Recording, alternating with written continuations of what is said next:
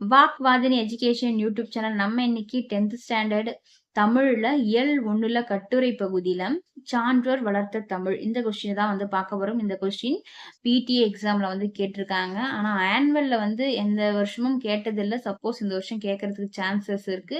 அதனால படிச்சுக்குங்க. இந்த கொஸ்டின் பார்த்தீங்கன்னா ஒரு நம்ம சப்ஸ்கிரைபர் ஒருத்தவங்க வந்து கேட்டிருந்தாங்க, இந்த கொஸ்டின் போடுங்க அக்கா அப்படின்னு சொல்லிட்டு. அதனாலதான் அவங்களுக்காக தான் வீடியோ போறேன். எல்லாருக்கும் பயனுள்ளதாக இருக்கும். படிச்சுக்குங்க. சான்றோர் வளர்த்த தமிழ்ல எதை பத்தி சொல்றாங்கன்னா, நம்மளோட முன்னோர்கள், நம்மளோட சான்றோர்கள் நம்ம தமிழை வந்து எப்படிலாம் வளர்த்தாங்க அப்படின்ற பத்தி தான் இந்த கட்டுரையில வந்து எழுத போறோம். முன்னுரையில பாருங்க, காலம் பல மாறினும் கண்டம் பல அழிந்தாலும் சிறப்புடைய மொழியாக தமிழ் மொழி திகழ்கிறது. இயல் இசை நாடகம் என முத்தமிழாய் வளர்ந்து கன்னித்தமிழாய் செந்தமிழாய் வண்டமிழாய் பைந்தமிழாய் வளம் ஒரு மொழி தமிழ் மொழியே ஆகும் சொல்றாங்க. எத்தனை காலம் மாறினாலும் கண்டங்கள் பல அழிந்து திரும்ப வந்தாலும் சரி, நம்மளோட தமிழ் மொழி எப்படி இருக்கா, ஒரு சிறப்புடைய மொழியா திகழ்கிறதுன்னு சொல்றாங்க.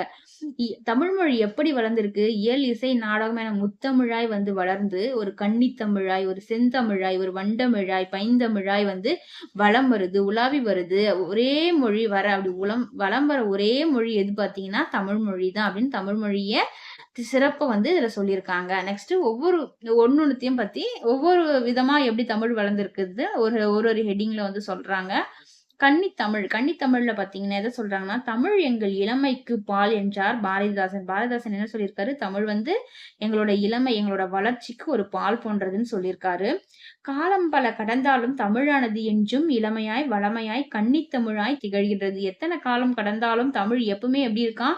ஒரு இளமையாகவும் வளமையாகவும் ஒரு கன்னித்தமிழாய் திகழ்கிறதுன்னு சொல்றாங்க. அடுத்தது பிள்ளை தமிழ்ல பாருங்க. பிள்ளை தமிழ்ல எதை பத்தி சொல்றாங்கன்னா, தலைவனையோ கடவுளையோ குழந்தையாக பாவித்து 10 பருவங்களாக அமைத்து பாடுவது பிள்ளை தமிழாகும். பருவத்திற்கு 10 பாடல்களாக 100 பாடல்களாக பாடப்படுவது பிள்ளை தமிழ். பிள்ளை தமிழ் எப்பவுமே எல்லாருக்குமே தெரியும், நிறைய படிச்சிருப்பீங்க. இதுல எதை பத்தி சொல்லுவாங்கன்னா, ஒரு தலைவன் அல்லது ஒரு கடவுளைய வந்து ஒரு குழந்தையாக ஒரு பாவித்து ஒவ்வொரு 10 பருவங்களாக வந்து அமைச்சிருப்பாங்க.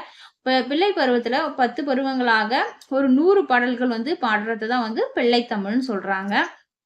அடுத்தது சதகத்தமிழ். சதகத்தமிழ் எப்படின்னா, சதகம்னா என்னதுன்னா 100ன்னு அர்த்தம். 100 பாடல் கொண்ட நூலுக்கு சதகம் என்று பெயர். 100 பாடல்கள் கொண்ட நூலுக்கு என்னது? சதகம்னு சொல்றாங்க. மாணிக்க வாசகரினோட திருச்சதகம் தான் இதுல முதற் சதகம். மாணிக்க வாசகர் எழுதிய திருச்சதகம் தான் வந்து ஃபர்ஸ்ட் எழுதின முதற் சதகம் சொல்றாங்க. இதுல எதை பத்தி சொல்லியிருப்பாங்கன்னா, உள்ளம் உருகும் பக்தி பாட்டாகும். திருச்சதகம் முழுவதும் பக்தி பாட்டா வந்து சொல்லியிருக்காங்கன்னு சொல்றாங்க. அடுத்தது பரணி தமிழ். பரணி தமிழ் என்ன சொல்றாங்கன்னா, ஆணை 1000 அமரடி வென்ற மாணவனுக்கு வகுப்பது பரணி என இலக்கண விளக்க பாட்டியல் பரணிக்கு வந்து இலக்கம் தருகிறதுன்னு சொல்றாங்க.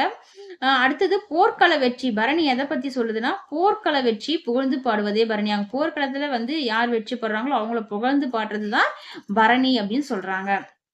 அடுத்தது பாத்தீங்கன்னா கலம்பக தமிழ்.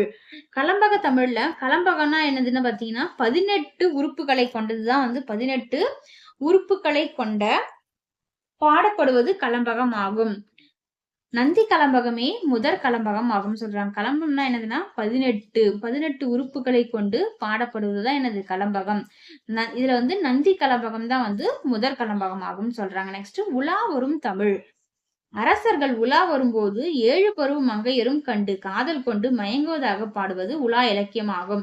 அரசர்கள் வந்து அந்த காலத்துல உலா வரும் ஊர் சுத்தி வந்து உலா வரும் பொழுது இப்ப 7 பருவத்தில் இருக்கிற மங்கையரும் அந்த அரசரை பார்த்து வந்து கண்டு காதல் கொண்டு மயங்கி பாடுவதாக அமைவது எனது உலா வரும் இலக்கியம் அப்படின்னு சொல்றாங்க. உலா இலக்கியம் ஆகும். அடுத்தது முடிவுரையில் என்ன சொல்றாங்கன்னா, சான்றோர் பலரால் பல்வகை இலக்கியங்கள் பாங்காய் வளர்ந்தன.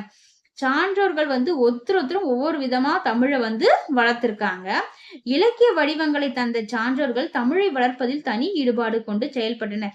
அவங்க வந்து இலக்கிய வடிவங்களாகவே நமக்கு தந்திருக்காங்க. அந்த சான்றோர்கள் வந்து தமிழை தந்து இலக்கிய வடிவங்களாக நமக்கு தமிழை தந்து தமிழை வளர்ப்பதுல வந்து ஒருத்தரும் ஒரு தனி ஈடுபாடு கொண்டு நம்ம செயல்பட்டு தமிழை வந்து வளர்த்திருக்காங்கன்னு சொல்றாங்க. இதுதான் முடிவுரை. அந்த கொஸ்டின் வந்து ஹெட்டிங் படிச்சுட்டு நீங்க ஓனாவே கன்னித்தமிழ், பிள்ளை தமிழ்ல எதை பத்தி சொல்றாங்க, சதகத்தமிழ், பரணி தமிழ் ஹெட்டிங்கை ஞாபகம் வச்சுட்டு ஒவ்வொரு ஹெட்டிங்கும் எதை பத்தி சொல்றாங்க, எப்படி தமிழ் வளர்த்தாங்க அப்படின்னு கொஞ்சம் புரிஞ்சுட்டீங்கன்னாவே போதும். ஈஸியா வந்து இந்த கொஸ்டின் வந்து எழுதிடலாம். இந்த வீடியோ வந்து பிடிச்சிருந்தா லைக் பண்ணுங்க, ஷேர் பண்ணுங்க, சப்ஸ்கிரைப் பண்ணுங்க. நன்றி.